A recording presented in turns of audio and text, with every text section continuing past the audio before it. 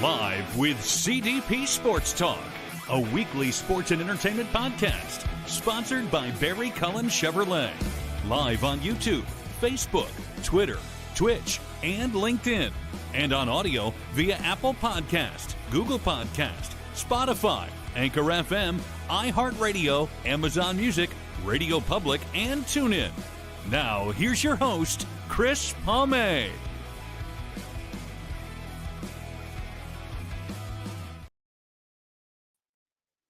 Good afternoon, everybody. Welcome to Season 9, Episode 26, overall 466 of Live with CDP Sports and Entertainment Talk Show, sponsored by Barry Cullen Chevrolet Dealership at 905 Woodlawn Road West in the Guelph Auto Mall. Check out barrycullen.com for the newest selection of new and pre-owned GM vehicles, their great selection of all-electric vehicles, as well as Cadillac products.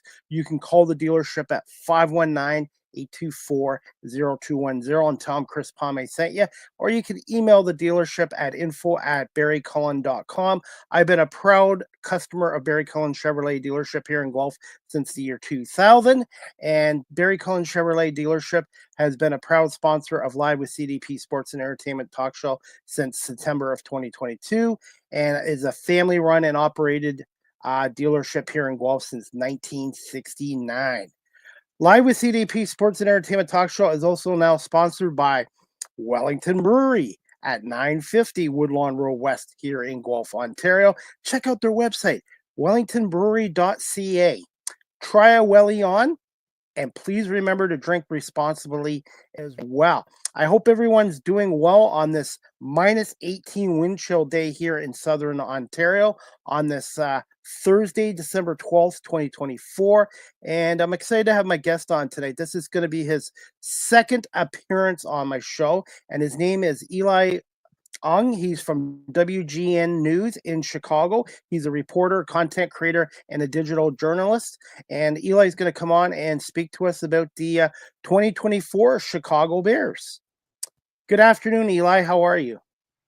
Pretty good. I can say that it's not as cold here in Chicago as it is in Ontario.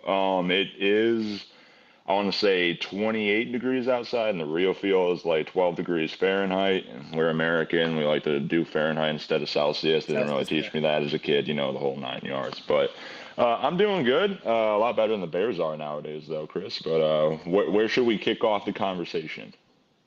Just the Chicago Bears, man, 4-9. I guess we should start with the head coach.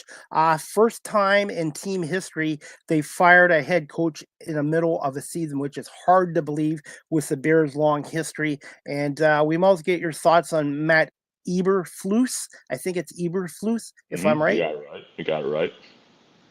But so I'll start with Thomas Brown. I think he is a breath of fresh air for this team, regardless of their performance right now. When you look at Eberflus, the previous head coach, and also the guy that he replaced at offensive coordinator before being bumped up again to interim HC, Shane Waldron. Eberflus and Waldron were they're kind, they're cordial, they're nice human beings, but they don't really bring that, thump, so to say. And when Thomas Brown steps to a mic, you can feel the juice behind his voice. He's a no-nonsense, straightforward, hard-hitting type of human being. I remember at his introductory press conference for being the head coach, not offensive coordinator, one of his quotes that stuck with me is he wants to build a violent football team. And that's just kind of the mantra he's around. He's direct, straightforward. He's not going to dance around any questions.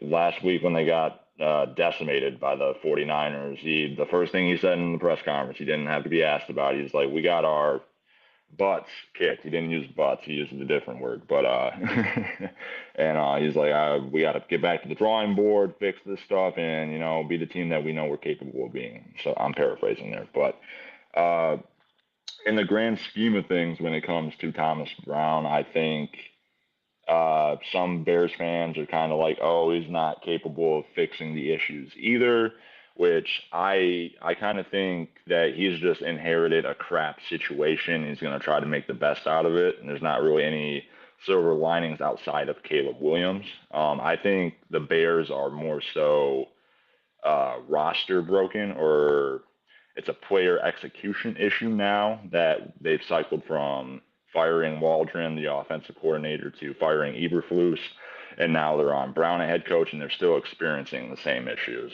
So I like the energy he brings. I think he galvanizes the group, but like the players are, I don't think the roster assembly is there for this team to succeed. Have you had a chance to talk to Thomas Brown yet?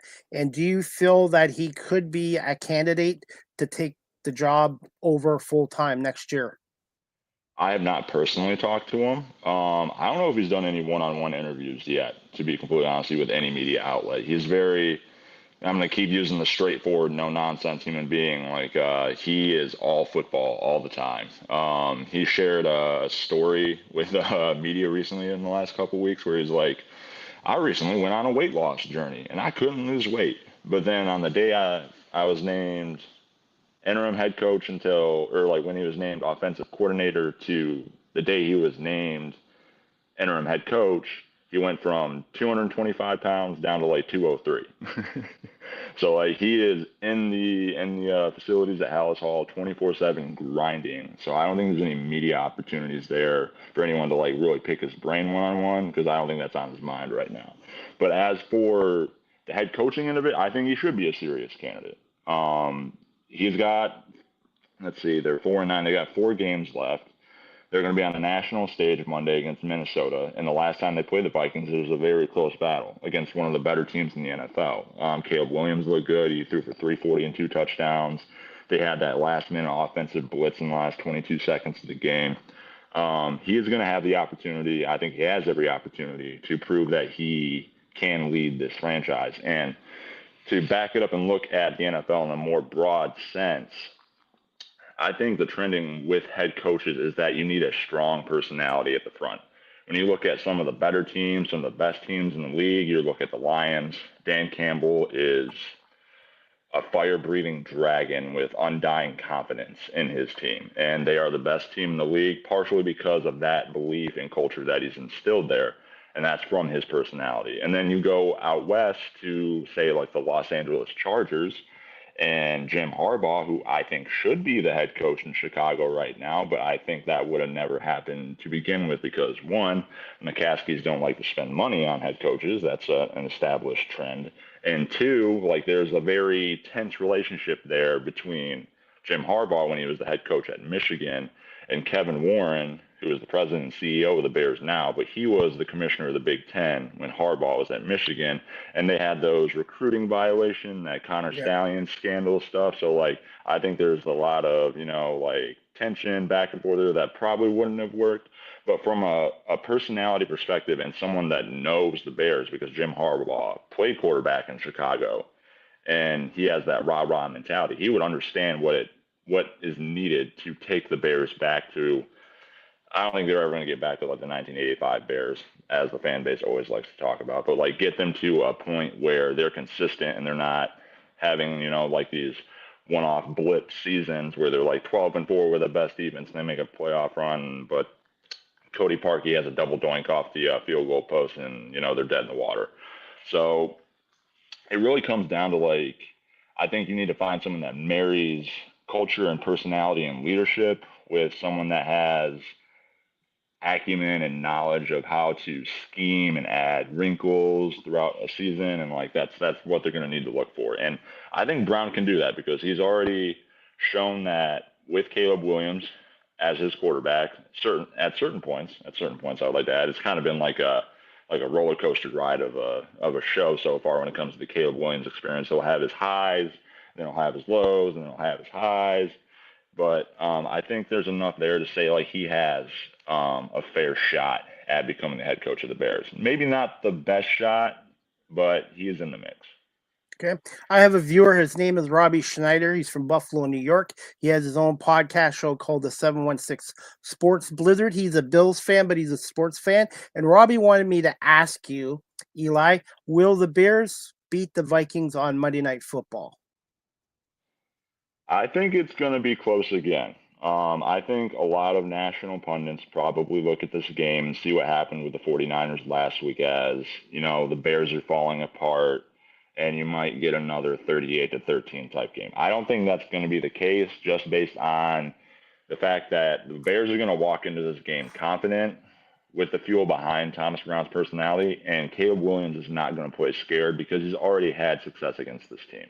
Now, you have to give credit where credit is due. Minnesota is a very, very, very good football team.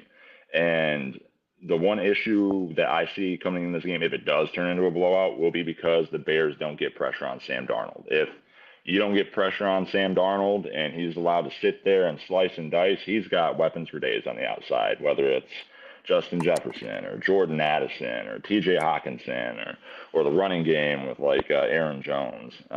They have so many different ways they can cook. And if they can generate pressure and have a good performance on defense, it might not matter what Caleb Williams does on offense. He could throw for 350 and 3 touchdowns, and they still might lose 49-28 or something like that. Eli, what's the general mood like with the Chicago media and the fan base with the Bears right now? Chris, I would tell you that I think the head coaching position for the Bears is the toughest position in football because it's the biggest media market that doesn't have 2 football teams. Out in LA, you have the Rams and the Chargers, so that splits out there.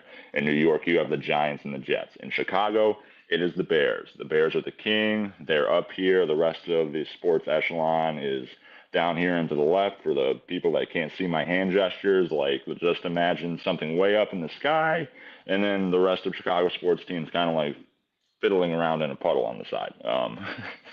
Even over the Cubs? Even over the Cubs, in your opinion?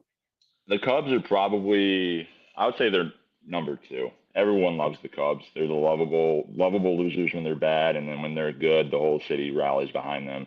But America is a football-driven country, in my opinion. You'll never see more turnout or more conversation than it does when it surrounds the football teams, and that is the case with the Chicago Bears too.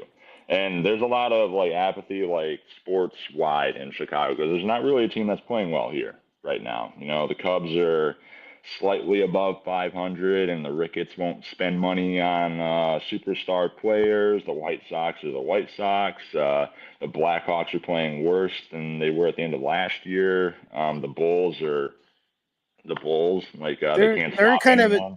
They're in limbo. They're never bad enough to get a number 1 pick, but they're not good enough to make the playoffs. They just don't seem to have any identity from what I see.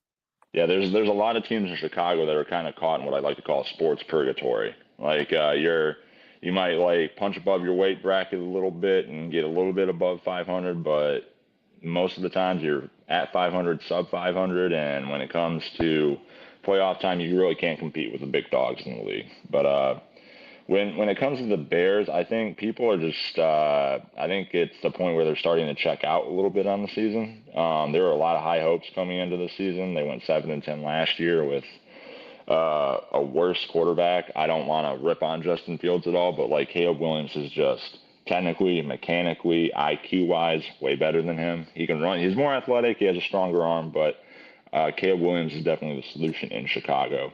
But I think at this point it's please don't let him get sacked 8 times a game. Keep him healthy, build his confidence, build his football knowledge, and hopefully secure your draft position and find a lineman either on the defensive side of the ball that can rush the passer or get him a left tackle that can protect him.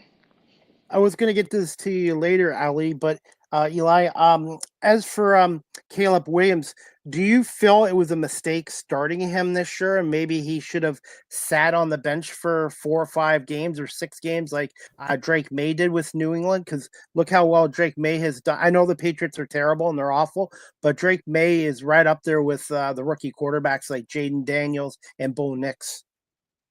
I think he should. If they had a veteran in place behind him, his backup is Tyson Bagent. I'd probably say sit him a little bit. But I jotted down some notes here. He hasn't played horribly.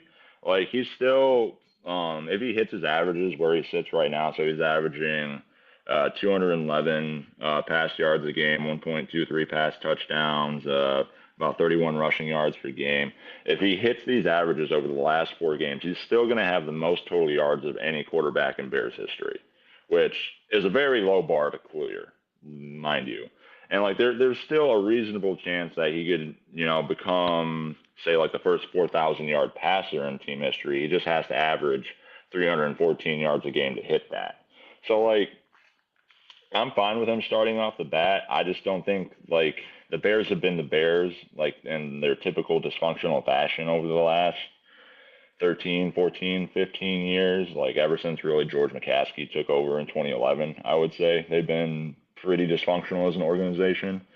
And if you just maintain consistency from like a coaching structure standpoint, I think some of these, roller coaster moments where we get a little bit better in the middle, because at the end of the day, he's still a rookie. He's still learning.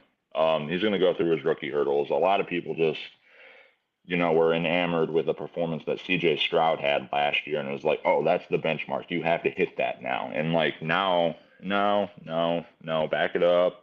Hit the pause button, take a deep breath, go outside, touch some grass, and then come back, sit at the table, and realize that, everyone has to grow in the NFL, because when you jump from college, you're among, 18, 19, 21-year-old kids who are figuring out adult life, and then you hop into the NFL, and everyone is an android, an absolute killing machine, just about, who spends their entire day preparing to beat you in football, and they're grown men. And I think a lot of people don't really necessarily understand how big of a jump it is when you go from college to the pros, even if you're an SEC player, a Pac-12 player, a Big Ten player, so to say. So I'm perfectly fine with him starting. He's going to have to take his lumps, and he'll learn. He's got the IQ, he's got the brain to do it, and I'm very confident he'll figure it out. I know in the old days, they used to make the rookie quarterback sit on the bench for 1 or 2 years. Look at the Packers with Brett Favre, and then Aaron Rodgers was on the bench for a couple years, and then he took over, and then Jordan Love. So they've had success doing it the old school way. Wanted to ask you this too, Eli, since I got you on. What are your thoughts on Justin Fields' time in Chicago? And overall, do you feel Caleb Williams can be the franchise quarterback that this franchise needs and hasn't had in 4 decades? Justin Fields, he doesn't want anyone to feel sorry for him. He doesn't want pity. He works hard. He busts his butt. He's an athletically gifted quarterback. The Bears failed him, in my opinion. Like they failed Mitch Trubisky. Like they failed. Both sides failed in the Jay Cutler situation. Neither side really put up a fight or a good fight to become a quality product there. But I would say the Bears and their constant turnover from GM to head coach with mismatching quarterbacks and coaching staffs, there's too much turmoil and chaos for him to appropriately develop. The thing with Justin Fields is he's kind of like a one-read quarterback. And in order to get him to a point where he would make multiple progressions, you would have to find a coach that is very well offensively versed in modern NFL, like passing strategies, what have you, so that he can simplify the process and make it easier for him to comprehend. And that has never happened in Chicago because of the constant turnover. Now, for Caleb Williams, emphatically, yes, he is Chicago's quarterback. Don't give it a second thought. I did a deep dive before the season where I compared, before the NFL draft where they selected Caleb Williams. I compared him and Justin Fields head to head, and I got to talk to another guy that covers the Bears pretty thoroughly, Robert Schmitz. And he did an exceptional analytics dive on Caleb Williams on time to throw, rollouts, average air yards, how he throws, how he manipulates the different slot points of where he throws from. And a lot of people like to compare Caleb Williams to Patrick Mahomes because of the trickeration and the off-platform stuff that he does. But from what I've done, dug into, he more resembles Aaron Rodgers, like a young Aaron Rodgers. And now Aaron Rodgers, like you just mentioned, got to sit for 3 to 4 years in Green Bay behind Brett Favre, another all-time great quarterback, regardless of what you want to say about his off-the-field antics. So he isn't going to get the benefit of the doubt of sitting in a concrete system that's going to stay in place the entire time, and he can make those jumps and leaps behind the scene. He's going to have to learn on the fly. And that kind of like transitions into a point that I really want to make about the Bears is they need to nail this next head coaching hire. They need someone that comes in and is a good offensive mind that has a concrete, solidified plan of like how they want to help Caleb Williams become a better quarterback than he already is. And then alternatively too, ownership needs to be patient. I think something that is very beautiful about the Lions and how they've gotten to this point, being a 12-1 team, best team in the NFL by a lot of accounts, is that a lot of people are like, oh yeah, Brad Holmes and Dan Campbell redefined the culture and made them great. I would say it started happening before that, when Sheila Ford Hamp took over the team. Like Absolutely. She had the grace, the intelligence to sit down and be like, these two are my guys. I'm going to let them do what they need to do because they have a vision. And a lot of people made fun of the Lions early on for Campbell's, biting kneecaps comments, that ilk. But she had the grace and patience to sit there and be like, no, we're going to let this play out. And for the Lions fans and NFL fans that pay attention to the NFC North, they know that it was not pretty early on. The Lions had a 3-13-1 season, and then they start the next season 1-6, but then it clicked, and they went 8-2. They're 9-8. They knocked the Packers out of the playoffs. They get all this momentum. They carry it over to the next season, 12-5, knock a couple of good teams out in the playoffs, and they're like a handful of plays in the Super Bowl. And then you have the product that they have this year, and they are a fire-breathing dragon that no one wants to play. And that's because it also goes back to Sheila Ford Hamp being like, Dan Campbell is my man. Brad Holmes is my man. I'm going to give them the resources to do what they need to do. I believe in them. And that's what the McCaskies need to do with this next head coach that comes in. And hopefully Poles gets it right. They need to exactly same level of confidence in that pairing, and those two need to be in lockstep. And, it might take a 1 year figuring it out, and people can't get all fired up and be like, get rid of this guy, get rid of that guy. Like, no, you need to let this play out a little bit, because if, like, let's run the hypothetical machine here. Let's say Detroit wins a Super Bowl, does the unimaginable. Ben Johnson accomplishes his goal, and the McCaskies pay him to come to Chicago. He's never been a head coach before. He's going to have some stuff to figure out, get his bearings underneath him. And he might need a year to be like, all right, this is the structure I need to put in place, and then we can grow from here. If there's bumps in the road next year that aren't like, magnum opus, we're like a 12-win playoff team instantly, you need to let those happen and let that team grow and develop in a vision. And maybe, 2 to 3 years from now, you can have your Lions-esque ascent in the NFC North and be a really good football team. If you look at some of these other teams, the Jets, the Browns, the Bears, you're right. It's constant change with GM, coaching staff, and it starts with ownership. The day Sheila Ford Hamp took over the Detroit Lions, changed that organization, and then she brought in Chris Spielman, brought in Brad Holmes, brought in Dan Campbell, and she lets them run the organization. Are the McCaskies willing to do that with the Bears going forward? And like you said, Eli, it's going to be critical to get the right coach and the right coaching staff in place for this team going forward. Yeah, and George McCaskey has displayed that he can't do that over and over and over again. There's for the sports fans out there, Kevin Fishbane from The Athletic, fellow Northwestern alum. He breaks it down beautifully in like a 2-minute video. I think he did with, I forget who he was talking to. I think he was talking to Chase Daniels, one of the former Bears backup quarterbacks, who also played for the Lions at one point in time. And he does football breakdowns and whatnot. And he's like, you guys want to hear the history? And it's essentially like, all right, they bring in this GM, and then this GM doesn't have this head coach. It isn't his quarterback. So this head coach gets fired. Bring in another head coach. Well, this head coach doesn't have this quarterback, so they need to draft a quarterback. If they draft a quarterback, rookie year is garbage. So the head coach and GM get fired. They bring in a GM and a head coach, but that's not their quarterback. So they have a couple of down years with this quarterback and say, we need to draft another quarterback to extend our careers. And then that quarterback has a crappy rookie season, whether it's like Justin Fields, for example, and then they get fired, and a new regime comes in, and like they're stuck with an incumbent quarterback, and it's like a cyclical nature of the same destructive decisions. And George McCaskey needs someone in his ear to be like, "Hey, dude, stop.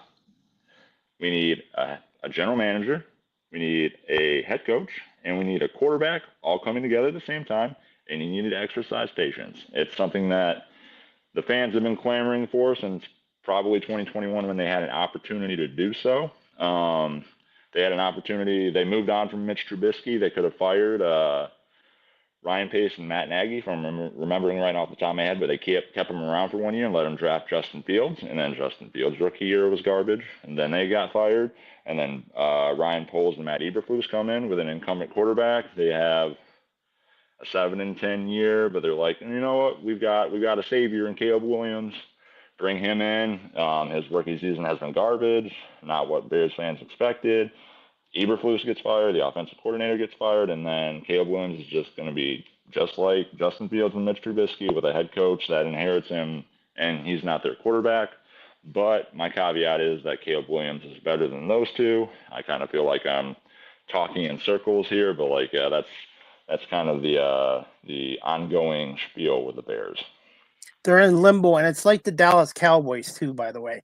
The Dallas Cowboys every year, they have their odd 12-5 seasons, but until Jerry Jones hires a GM and a coach that can run the franchise, they're not going to succeed. Got to ask you this, Eli, before we get back to Caleb Williams. I wanted to get your thoughts on Bill Belichick going to college football and going with North Carolina.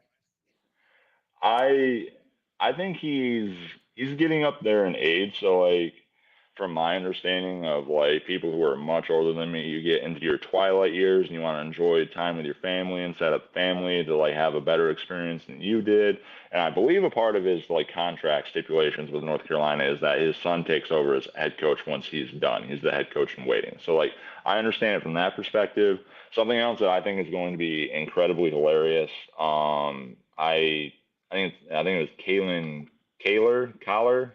I'm sorry if I mispronounced her name. She's with The Athletic too, but she tweeted yesterday or the day before, like, Bill Belichick versus student journalists after a game is going to be pure cinema. Like, I can't wait to see Bill Belichick have to field questions from, like, a 19-year-old kid that's writing his first, like, football story ever, and he's just sitting there like, oh, my God, what do I do? It's Bill Belichick.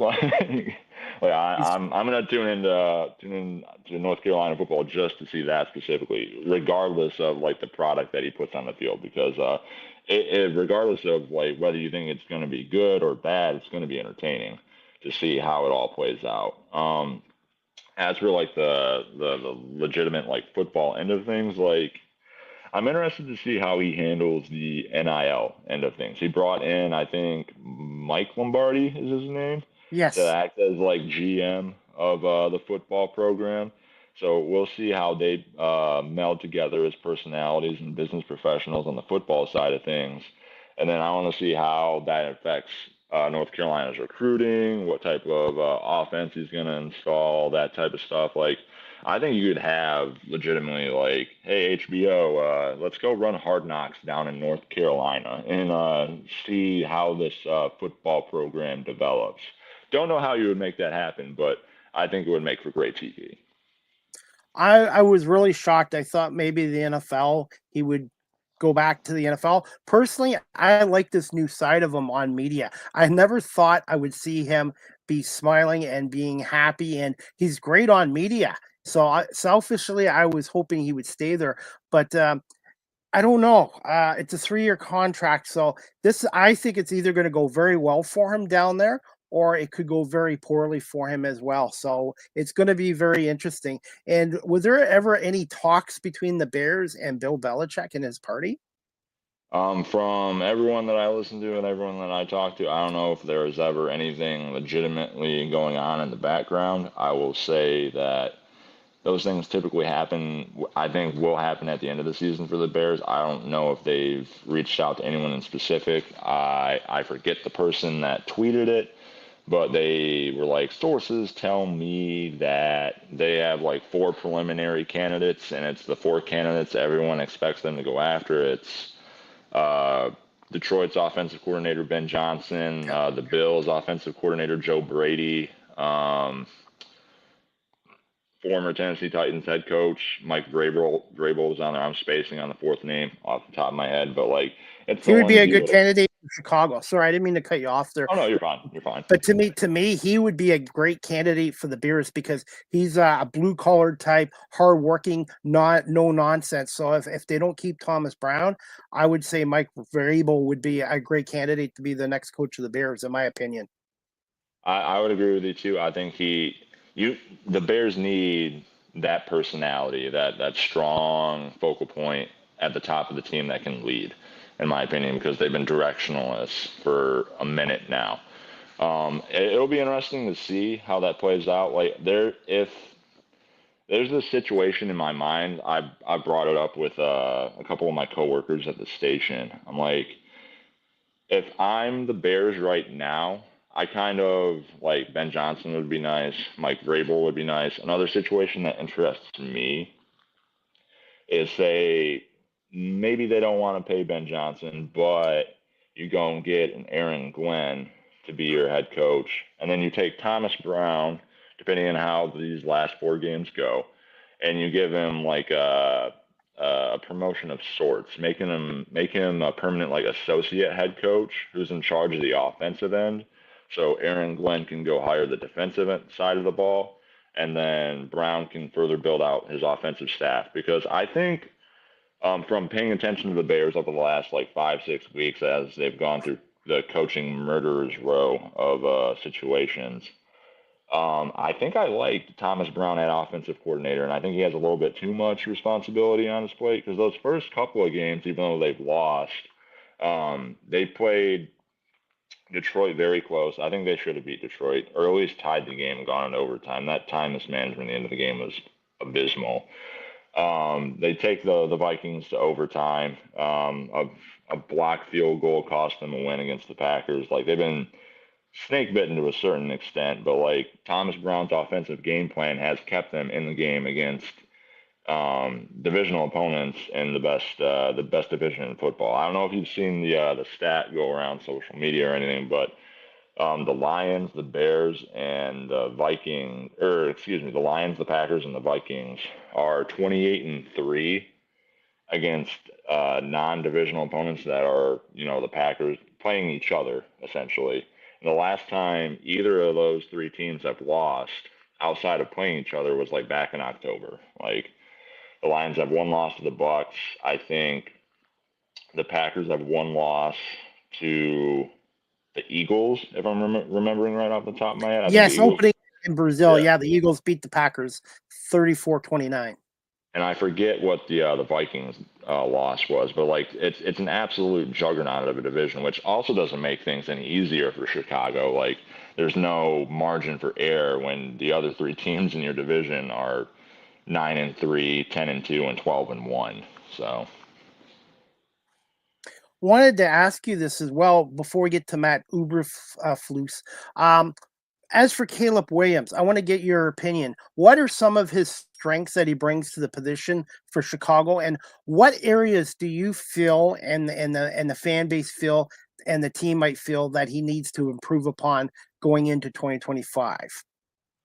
So there's this. Caleb Williams plays his best when he's quick and decisive.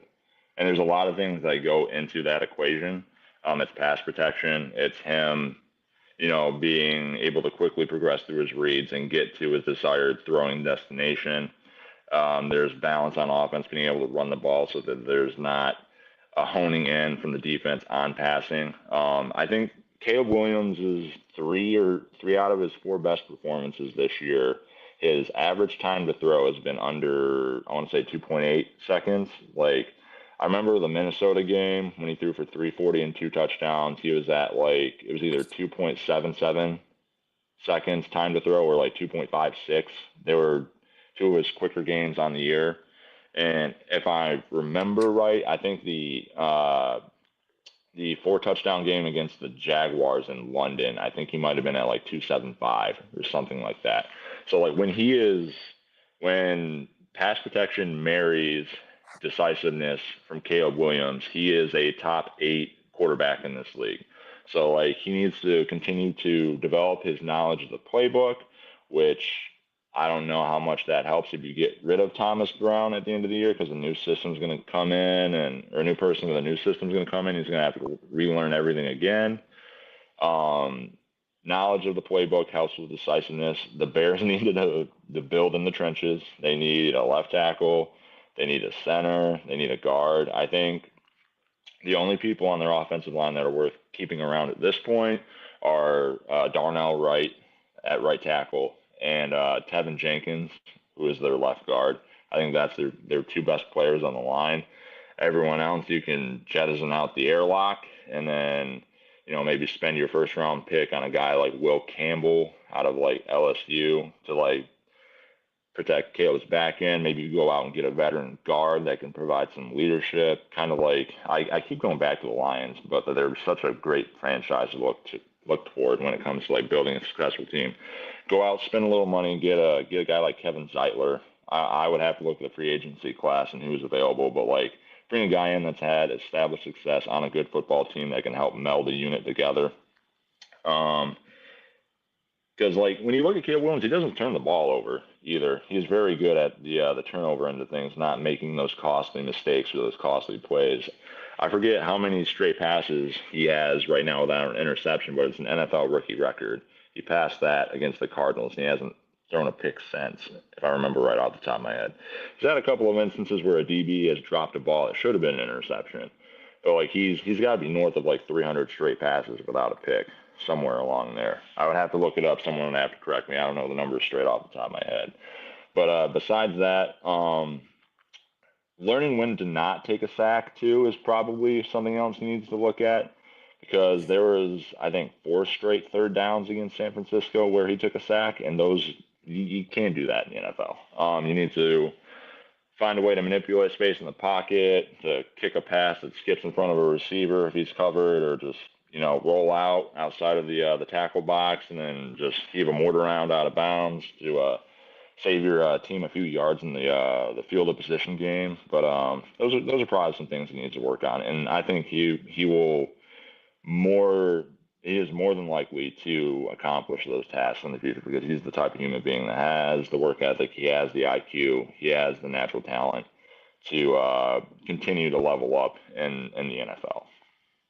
Overall, what's his mobility like? And Eli, watching him this year play live too, do you find he has happy feet? Sometimes young quarterbacks have happy feet and tunnel vision, where he just looking at one receiver and not checking down and stuff like that. He does have it's hard to quantify Caleb Williams and his mobility, because it kind of plays into his God-given talent and how unusual or how good of a quarterback he can become. So he has this sixth sense of knowing when pressure will come, and he'll shuffle, juke, pivot in the pocket to generate enough space to either get a throw off sometimes, and then or roll out and try to find a throw that way. He's not someone that looks to run the ball. He wants to use his legs to create more time to throw. And he kind of marries that at his best with this, he has this, his body is kind of like a rubber band a little bit.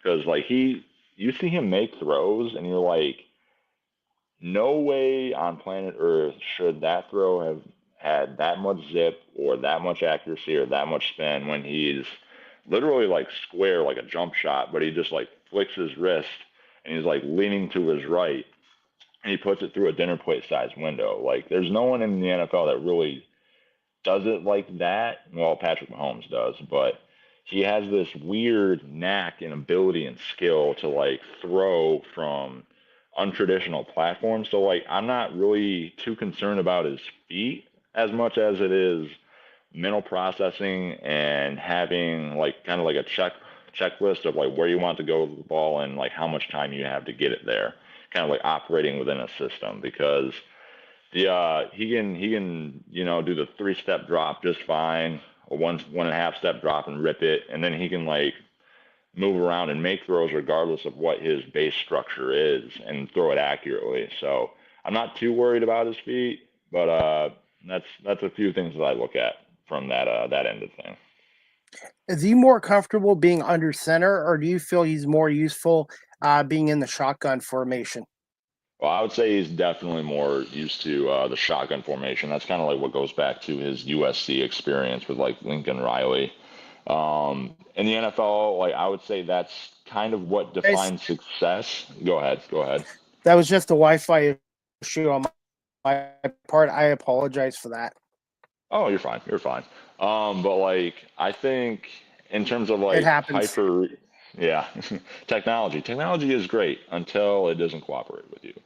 But in terms of like Caleb being under center, I think that comes with how you got to find success in the league nowadays. Because like a recent trend with the football is like the too high safety shell to kind of combat these explosive passing attacks, and it's been pretty effective. Like teams are not throwing the ball as well as they have in recent years because of like a too high safety shell. And how you beat a too high safety shell is getting the quarterback under center and running the ball. So you draw one of those safeties down into the box, and then you can hit them with play action, or you can call a hot, an audible, drop back into the shotgun and put some pressure on the defense. But in order to get there first, you got to be comfortable operating under center and making reads from there. And it really gets down to like the nuance of like playing quarterback right there, because like when you're used to playing in the shotgun, you kind of have, you're a couple steps further back behind the line. You can scan and see things more easily. Like you have a wider range of view. You can see how players move. When you're up under the center, you've got bodies all around you. You're a little bit lower to the ground. Maybe you won't notice a corner or a DB or a linebacker moving in a certain way, and you got to make reads at a different angle. So like it's a nuanced thing that he's going to have to like learn, and like he'll probably add it to his game. And if you bring in like a guy like Ben Johnson, he's going to have to, because that's how he employs Jared Goff. Is the most lethal thing about like the Lions passing attack is them throwing play action out of like a heavy personnel set with like two tight ends. Like he's making reads at the line. If there's a blitz, he's going to hot or alert, and then someone is whether it's like a dig route to like Amon-Ra St. Brown or like Sam Laporte, he's going to find that little intermediate area on like a play action handoff and a 5-step drop and just rip a rocket, and first down, the drive keeps on going. So playing under center will definitely be a part of the evolution of Caleb Williams, and something he'll need to get more comfortable with as time goes on. Wanted to ask you this, Eli. I know it's been a tough season, 4-9 for the Bears, but I feel that the game against Washington kind of sent this team into a downward spiral. That Hail Mary pass where that should not have ever happened, and I just feel the Bears have just not been competitive since that loss. There needs to be a case study done on that game, the effect that it's had on this team. I will still stick to my guns and say I think it's more of like a player roster construction type issue, and that Hail Mary definitely took a lot of air out of their sails. I'll say that. Like it's tough when you don't have strong leadership in front of the team to recover from a moment like that. But I want to like highlight the reason they were in that situation in the first place. They did not score their first touchdown on that game until like 40 some seconds left in the third quarter. It was a 50-yard touchdown run by DeAndre Swift. He broke one tackle and shot up the left sideline, and that made the game 12-7. And then Caleb Williams leads a last-minute drive where they score with 25 seconds left and take a 3-point lead. If they don't go completely silent on offense, the first how many minutes? Like the first 44 minutes of the game, you add a field goal here or a field goal there. Like all of a sudden, it's like a 6 or a 7-point game at the end of the game, or like a 9-point game maybe, and that Hail Mary doesn't even happen because of the score at the time. And a slow start has been something that's characteristic of the Bears all season. Like, I have like a notebook where I wrote it down after the 49ers game. The Bears have been outscored 63-13 in the first quarter. That's Wow. that minus 50 point differential is tied for worst in football with the Dallas Cowboys. So if you can't get out of the gates and put some pressure on the other team, you're just creating problems from yourself at the end of the day. So systematically, structurally, however they do things, they're kind of setting themselves up for failure with all these slow starts. And when you have these slow starts, it breeds situations like that Hail Mary, where, it's kind of like a boxing match a little bit. You're just taking the punches, eating the punches, and you're hoping that they get a little overconfident so you can work your way back in the fight. But then, you're not perfect, so you're going to make a mistake, and they're going to hit you with like a really hard hook to the jaw. And like that's what the Hail Mary was to this team. And then that kind of sent them spiraling on the path where they fire Waldron as their offensive coordinator. Eberflus gets knocked out, and there's this turnover and inconsistency at the top. And the season's over for them at this point. We're systematically, mathematically eliminated from the playoffs. So, like, the Hail Mary was just kind of like that. The fuse lights, and then it reached the dynamite and blew everything apart to really reveal how bad it is in Chicago. Which loss do you find? I know they're both bad, but which one do you find worse? The Washington Hail Mary loss or the Detroit loss where they had a chance to kick a field goal and tie it and send it to overtime, or even possibly upset the Lions in that Thanksgiving Day game?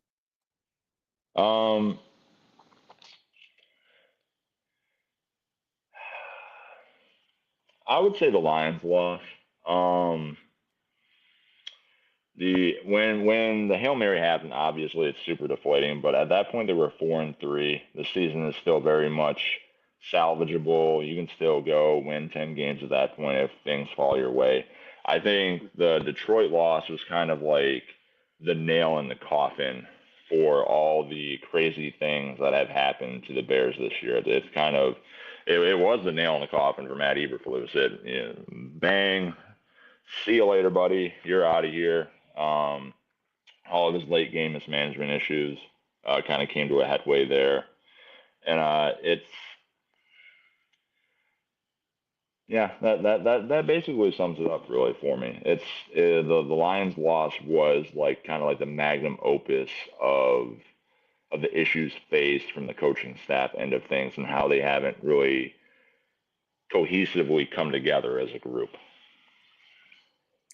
Do you feel Eberflus should have been fired after the 2020 season? And do you feel the Bears waited too long to make this change, especially after the Thanksgiving Day loss to Detroit? See, if you were to go back in time and talk to like Eli at the end of like the 2023 season, when they were 7-10, and at the time I looked at Eberflus and I was like, there's a couple of games at the end of that 7-10 season where they won. They finished 5-3 to end the year, and it was a Monday Night Football game against Minnesota. That was an absolute rock fight. I think they beat Minnesota like 12-10, and it was on all field goals. And the very last drive of the game, they had a game-winning field goal set up by I believe it was a Justin Fields to DJ Moore completion. That was like 30 to 40 yards, put them on the plus side of the field. Cairo Santos kicks the field goal, and they finally get that like late game win, despite them not really having any playoff aspirations at the time. That told me that Matt Eberflus still had the locker room at the time. The players still play hard for him. They believe in him. So going to that offseason, I was fine with Eberflus remaining the head coach. Hindsight being 2020, and knowing the recent situation of the Bears, general manager, head coach, quarterback inconsistencies, it probably would have been better to just jettison Eberflus at the time and find a more verbally straightforward head coach. I think you could also say that maybe Shane Waldron shouldn't have been the hire at offensive coordinator because the original struggles at the beginning of the year, they had a lot of struggles on offense, getting things rolling that way. Maybe you could say, Thomas Brown should have been the offensive coordinator from the get-go. If Thomas Brown is the offensive coordinator from the get-go, maybe Eberflus still has his job right now, because Eberflus was always a defensive-minded head coach. The offense was not his baby. The defense was. And up until recently, the defense has been the bedrock of this team and the reason they won games. So I think I like the urgency of fire, or I shouldn't say that. I should say that it's nice to see that they're changing their ways a little bit and adding urgency, because like old Bears administrations would have been like, just wait till the end of the year to get rid of them and let it all play out. But they're like, no, we have a golden opportunity right now because we have a quarterback that we've never had in the history of our franchise. We've never had a guy this talented under center, so we need to do it differently. Whether that came from McCaskey or Kevin Warren or Ryan Poles, I'm not sure. But it has to be signed off, up the totem pole. So, like, I'm fine. No one should be fine with, like, their football team, going through this coaching malpractice stuff in the middle of the season. But, like, I'm fine with how it played out. I think Eberflus should have had the opportunity, rightfully so, to see how this played out. And there are several other situations where you can play the what-if game and where it supposedly turns out better, whether it's from a coaching staff perspective and you have Brown at offensive coordinator, or, Green Bay doesn't block that field goal and they beat the Packers. Tyreek Stevenson pays attention on that Hail Mary instead of jawing with fans. Eberflus calls a timeout to reset themselves at the end of the Detroit game. They kick a field goal, go to overtime, see how that goes. Caleb Williams doesn't eat 2 sacks on the first offensive drive of overtime against the Vikings. They drive down, hit a field goal. Maybe they tie it up. It goes back and forth. Who knows? There's a lot of what-ifs you can play, but at the end of the day, I think it was fine keeping Eberflus going into the season. I think he had the opportunity to prove that he could put it all together, and it just didn't happen. Now we have what we have. Do you see Matt Eberflus being a head coach National Football League going into next year, the year after? Or do you see him going back into a defensive coordinator's position? I think he's a defensive coordinator, 100%. That's a part of like the coaching equation in football, especially the NFL level. Like, you'll get guys that are really good at one specific point of management, like as a defensive coordinator, as an offensive coordinator. Like, if Ben Johnson leaves, I'm interested to see how he handles being a head coach, because he is arguably the best offensive coordinator in football, and he's in a really good situation in Detroit. And he already proved last offseason, he's like, why would I leave a situation this good when I'm already fantastic at my job and no one's got a knife to my throat? So I think Eberflus is a good defensive coordinator. I think he'll land somewhere else eventually, probably this offseason. I don't know where there'll be openings, but I'm sure there'll be staffs that are looking for a guy with his experience. I'm sure that they won't discredit the product that he was able to put together with the Bears defense over the last couple of years, because like last year the Bears defense, second best rush defense in the football. I'm pretty sure they were top 3 in interceptions from their DB group. Like, he can coach up a defense and give you a real quality product on that side of the ball if he has like a system, GM, a front office that can give him the talent to work with. So I would look to see, if not a defensive coordinator, he's going to be like a positions group coach, and then he'll work his way back up to DC. But I don't think he's going to get another opportunity as like a head coach in the NFL. And I think he'll realize that. That's my observation, purely on my own opinion, and I think he'll be fine being a defensive coordinator in the future. And just quick thoughts on Kevin Warren. Is he the man to lead this team going forward? Kevin Warren is in a pot of the jury's out on Kevin Warren right now, because like his job as president and CEO of the Bears isn't necessarily the football product on the field. It's them figuring out the stadium situation that they're currently in. And it's been as messy as the football team is, in my opinion. They're 1 month we're going to build in Arlington Heights outside of the city and move the Bears out of Chicago. And then the next they're like, no, we're committed to staying along the lakefront. We're going to figure it out here. Meanwhile, the governor of Illinois, J.B. Pritzker, has been like, it is a straight non-starter, any public money, to pay for a private stadium.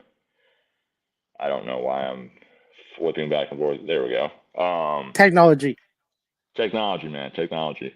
But like the governor of Illinois has been like, there will be no public funding for a privately owned football stadium in Chicago, and the going rate for a stadium in Chicago is going to be like $4.5 billion, $5 billion. Wow. And the latest proposal they put forward, they had like 2.3 billion in private funding, something like that. So like there's like a 45% gap of them figuring that out somehow.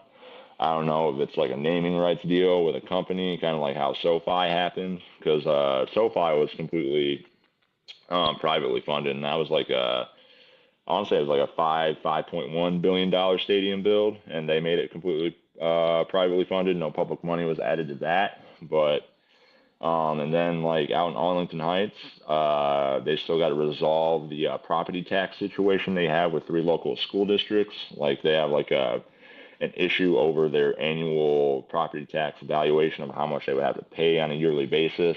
That just passed. So in the village of Arlington Heights, the Board of Trustees just tentatively approved a deal that now has to go to the Bears and the school districts to sign, where it drops the annual property tax number from like, I want to say it was 9.6 to like 3.8 million. Like got it into like a ballpark of where the Bears and the school districts were comfortable, because they pre-negotiated the deal and submitted it to the Board of Trustees in Arlington Heights. So it looks like there's a possibility that it might be moving towards Arlington Heights a little bit, but Kevin Warren has still said that he wants to build in Chicago along the lakefront. So it's just this discombobulated situation where maybe the Bears are in Chicago, maybe they're in Arlington Heights, maybe neither develops and they're stuck with Soldier Field. No one really knows.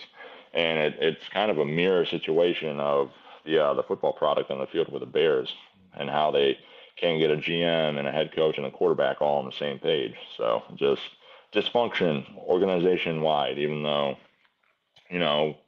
there's a possibility, they hit a home run and everything works out in the end, but that just hasn't been Chicago football, no matter the topic, over the last 15 years or so. Any chance they could knock down Soldier Field, which is only 20 years old? It's 20 years old. They rebuild it from scratch. Any chance they could knock that stadium down completely? Because I don't think anyone likes it, and just play somewhere temporarily for 2 or 3 years until they can get a new stadium on that site. There's a lot of legal roadblocks when it comes to how Soldier Field is set up. Okay. It's a national landmark for starters, and it's surrounded by a lot of like state-owned land, so they're kind of landlocked in expansion.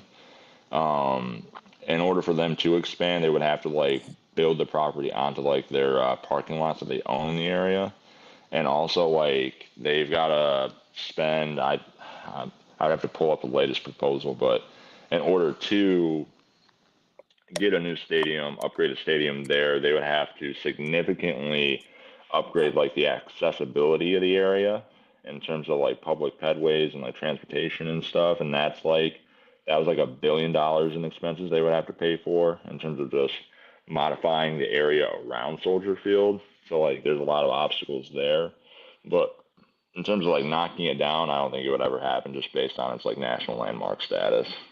It's protected pretty well. And finally, Eli, before we wrap this up, what are your NFL predictions for both the NFC and the AFC playoffs? And who should be the NFL MVP this year, Josh Allen or the Philadelphia Eagles' Saquon Barkley? And to me, I know the awards become a quarterback award, but I really think Saquon Barkley is having a special year. And I'm an Eagles fan, so maybe I'm biased, but I feel Barkley should be the first running back since Adrian Peterson to win the MVP. I wanted to get your thoughts on that. So it's interesting because like I also like to root for a non-quarterback MVP because of just how rare it is nowadays, with it being basically a quarterback-centric award. Let me give you this scenario. if Saquon Barkley breaks Eric Dickerson's yards from scrimmage record, check. If Josh Allen and the Bills falter in the last 4 weeks of the season, lose to the Lions, I don't know what the rest of their schedule is, and drop 3 or 4, be like the 3-4 seed in the AFC, and the Eagles continue to win, say they finish 15-2, 14-3, something like that, I think it's a much fairer argument too. So if you're asking me to stake my flag on one player or another, I will go with Saquon Barkley right now, just from the perspective of I think he's having a great season, but it's also very hard to argue against the product of Josh Allen and what he is doing. Yep. I mean, just last week, even though they somehow lost against the Rams, 3 passing touchdowns, 3 rushing touchdowns, it's never been done in NFL history. He is a mobile quarterback Godzilla when he's out on the football field. He just brings in absolute terror on opposing defenses. He's bigger than most linebackers. He's as mobile as a running back, and he has an artillery cannon for an arm. So I do not envy any defensive coordinator that has to go out there and be like, all right, we're playing the Bills this week, and they're probably not going to get much sleep at night trying to game plan against a guy like Allen. Just quick thoughts on, there's a couple of big games this week. The Bills-Lions at 4:25, and then the Eagles-Steelers at 4:25 at Lincoln Financial Field. Eagles-Steelers is really interesting to me. Russell Wilson has played well enough for the Steelers to be a team that has realistic Super Bowl aspirations, in my opinion. A lot of people grilled Mike Tomlin a little bit for taking Justin Fields out at the beginning of the year when they were like 4-2 and playing well. But Tomlin is Mike Tomlin. He's one of the best coaches in football. He knows his team. And looking back at it now, he knew that like they were playing good, but with the condition that Russell Wilson's in, they're like, we can take a step forward with this. And they played great ever since. If the Steelers come out and beat the Eagles, I think that makes Detroit's Super Bowl aspirations a lot more manageable, because I view Philly as the one team in the NFC that can at least stylistically match up with the Lions. The Lions always, I would say the one bane for Lions' existence is playing a team with a mobile-ish quarterback at the very least. Jalen Hurts is that type of dude. Saquon Barkley is the best running back in football. They have a good run defense, but you're still going to get tested there. They have weapons on the outside that can beat man coverage, and Detroit loves to live and die by their man coverage. I don't know how comfortable they should feel with Carlton Davis and Terrion Arnold going man-to-man with A.J. Brown and Devonta Smith. There's a lot of matchups they can play off of there. As for the Lions-Bills game, that is what everyone bills it to be. No pun intended. It's a Super Bowl, a potential Super Bowl matchup. It's I would say a Super Bowl matchup that a lot of people around America would love to see, because both teams are very well liked in the national media spotlight. Neither team has won a Super Bowl, so there's the feel-good nature of that. That being said, I think the Lions, when you look at them from a stylistic standpoint, you kind of compare it to what happened with the Bills and Rams last week. The Lions can exploit everything that the Rams did, but they just have better personnel and they're better equipped to do it. So they're probably going to put up points on the Bills defense. But alternatively speaking, everything I just said about Josh Allen and how Detroit hates facing mobile quarterbacks, he's probably going to put up numbers too, because I remember the most lopsided Lions game I can think of was in Baltimore, I think, last year, and they lost 36-7 to Baltimore. And it was a game where Lamar Jackson went nuts. He had 344 yards and 5 touchdowns, and Baltimore's defense got Jared Goff off his base and made him throw turbo pumpkins the entire game, turn the ball over a couple times. And that's essentially what we got to do with Detroit. That's the one chink in their armor.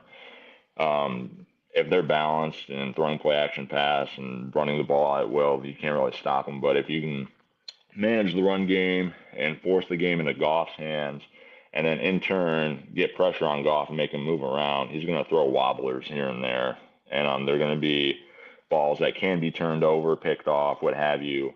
And that's kind of like how you got to attack Detroit and hope you get to that point. Because if you don't get to that point, you might be looking at a day where they hang 52 points on you, and you're like, wow, what just happened? But I'm gonna take the Eagles over the Steelers. I just think Philadelphia is a step ahead of Pittsburgh in terms of talent and where they're at as a roster. And then Detroit's tough. Detroit and Buffalo's tough. The game's in Detroit, so I'll go with the Lions on home field advantage. It should be really close, though. I don't really feel comfortable picking either team in that matchup because we know what both sides are capable of. But Ford Field will be rocking for Detroit. It's not going to be a snowball like it would be in Buffalo, playing to their advantage. So their offense should hum. And let's say I'll say 41-38 Lions, and then for Eagles Steelers, I'll go 31-24 Eagles. I've got Buffalo 43-40 over Detroit, which is 83 points. And then I have the Eagles winning 27-17, but I want to see the Eagles get off to a better start in the first quarter. Mhm. They've only scored 3 points in the first quarter this season. I know they have a great running game and their defense is good, but when you're going to the playoffs, you're going to be playing better teams. And if your defense has a bad start or a bad day and that passing game can't get going, that's my biggest concern with the Eagles right now is a passing game. They have the receivers. Jalen Hurts is got to stop being gun shy. I think he's afraid to throw interceptions, and I think they need to let him go back to what he was in 2022, where he could pass the ball and also run the ball as well. Yeah, that's one thing that's maybe you worry a little bit about the Eagles because you've been hearing the rumblings of how the pass game hasn't been that cohesive, and there's arguments going on in the background with like Hurts and like AJ Brown and whatnot. But like at the end of the day, you're 11-2 with the greatest running back in football, and you have the ability to get that passing game going. You have every opportunity to. So I don't see a world where this isn't the Eagles team that completely collapsed last year. I think they're better than that. I think they're more than capable of figuring it out, and at the very least, they're going to be like, we cannot devolve how we did a year ago. So there's a lot of good football on this weekend. I'm excited to watch.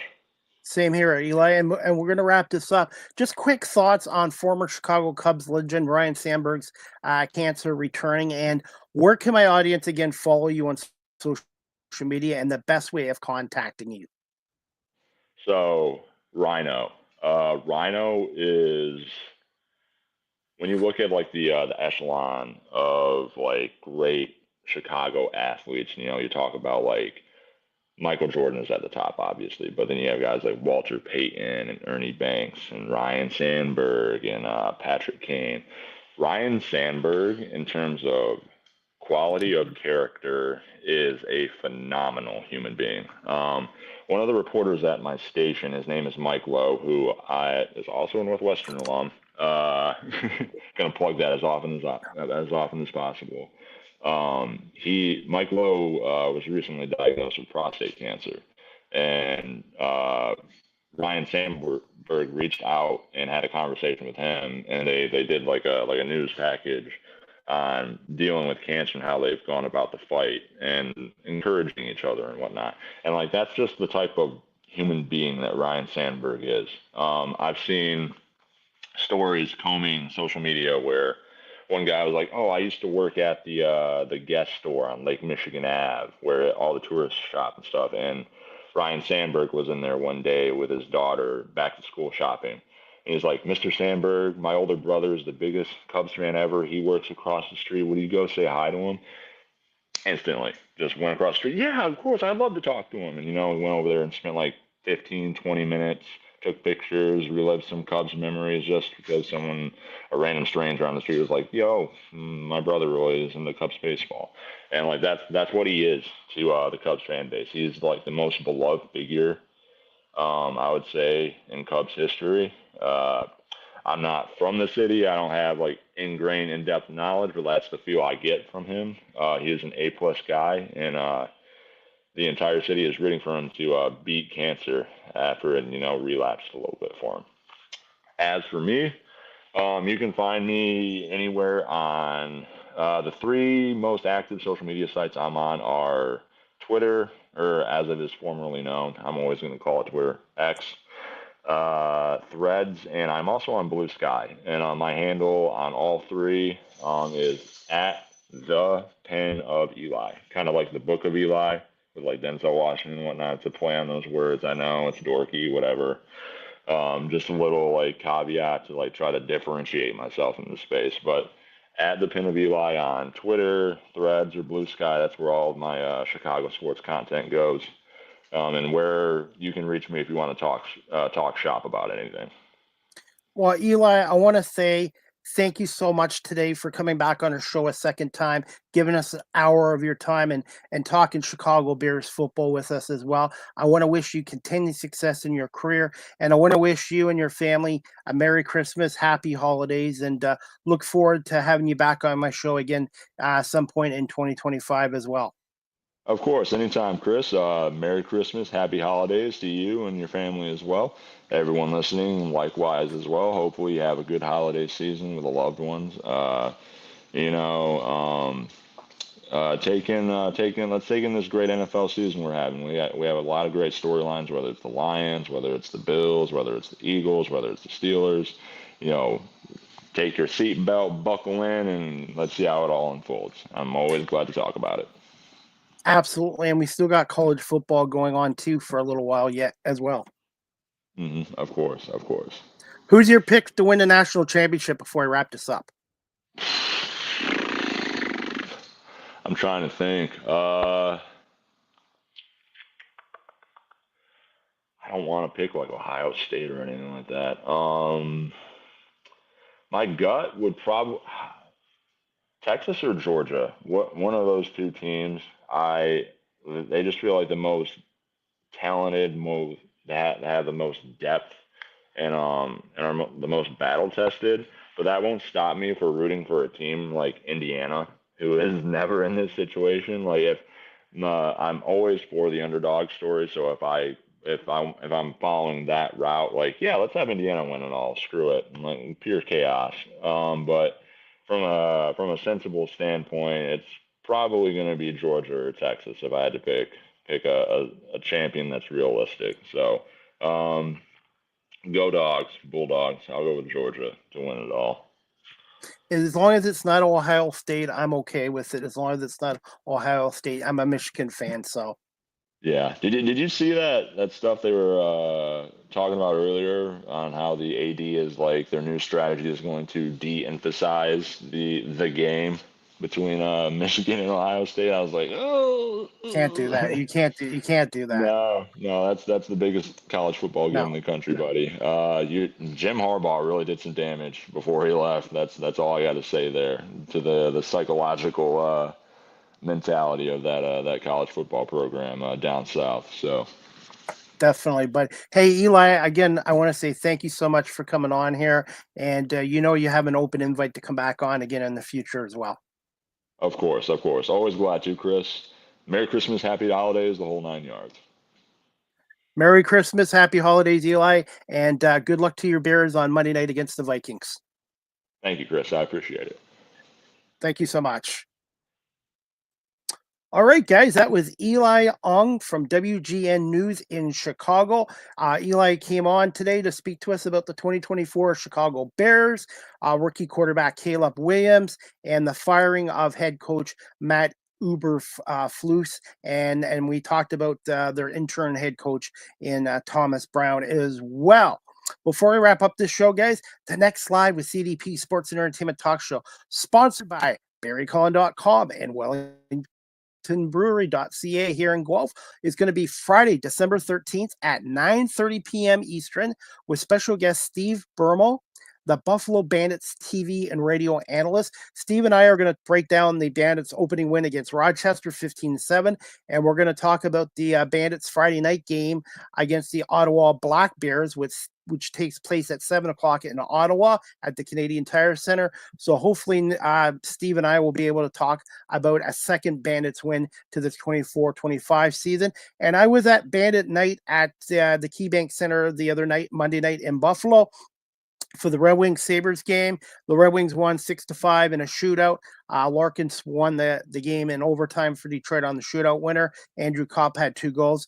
But the members of the Buffalo Bandits were there, the Bandettes were there, and the National League, the National Lacrosse League trophies were there as well. So if you've never been to a National Lacrosse League game, I would highly recommend going to a game at the Toronto Rock at the arena in Mississauga. They're playing in for 1 year, or go down to the KeyBank Center in Buffalo, bandits.com, or check out the National Lacrosse League's website at nll.com as well. Before we wrap this show up, guys, I also have a little video here I'm going to play, and I want to say thank you to everyone for subscribing and watching my YouTube channel.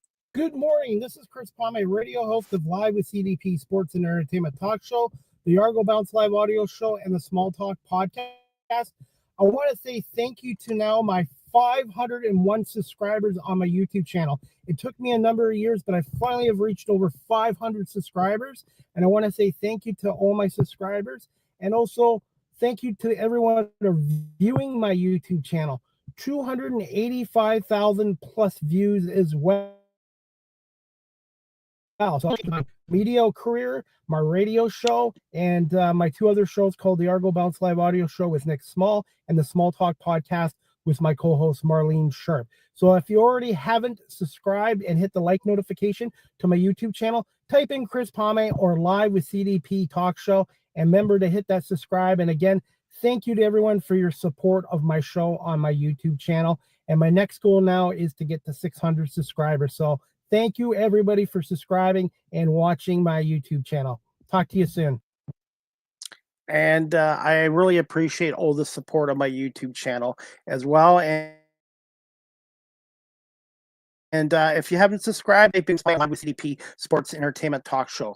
Speaking of sponsors, guys, check out Wellington Brewery, founded in 1985 at 950 Woodlawn Road West in Guelph, Ontario. Check out their website, wellingtonbrewery.ca, telephone number 519-837-2337. Try a Wellion, and please remember to drink responsibly. And at Wellington Brewery, celebrate today with your favorite lagers. Indulge with our Christmas lager pack, or pick up a classic Hellas 6-pack and celebrate today. Again, try a Wellion, and please drink responsibly. And Wellington Brewery is celebrating their 40th year coming up here in 2025. Again, founded in 1985 here in Guelph, Ontario. And again, they're located at 950 Woodlawn Road West in Guelph, Ontario, right across from my other sponsor, Barry Cullen Chevrolet dealership at 905 Woodlawn Road West in the Guelph Auto Mall. Check out barrycullen.com for the newest selection of new and pre-owned GM vehicles. Give them a call at 519-824-0210. Tell them Chris Palme sent you, or you can email the dealership at info@barrycullen.com. Also, guys, if you're looking to adopt a pet, check out the Cambridge and District Humane Society, 1650 Dunbar Road in Cambridge, Ontario.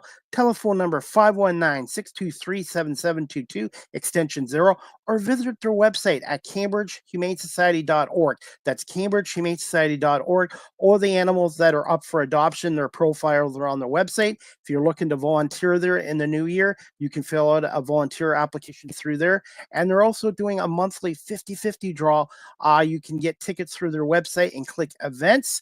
And just to also let you guys know, I'm still selling 2025 Cambridge District Humane Society calendars for $10 cash only, or you can PayPal me at cpalme19@gmail.com. PayPal cpalme19@gmail.com, and all the money goes to the Cambridge District Humane Society, and they did a great job on the calendars. And so far, I have sold 26 calendars and raised $260 for the Cambridge District Humane Society as well.